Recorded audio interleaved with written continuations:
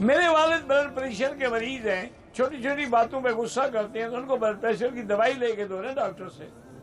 थोड़ी सी डोज बढ़ा दो, इंशाल्लाह ब्लड प्रेशर खत्म हो जाएगा।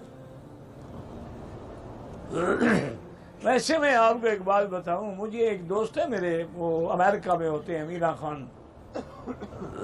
उन्होंने बताई थी, मैंने बड़े लोगों को बताई, अल्हम्दुलिल्लाह वो गोलियां भी नहीं खाती और ब्लड प्रेशर नॉर्मल हो जाता है। छोटी चंदन एक चीज है, एक लकड़ी है, ये जो होते हैं ना दवा खाने वाले अत्तार, इनके पास आम मिलती है,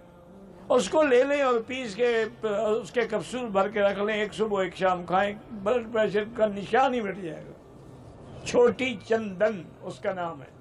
मारूफ चीज है।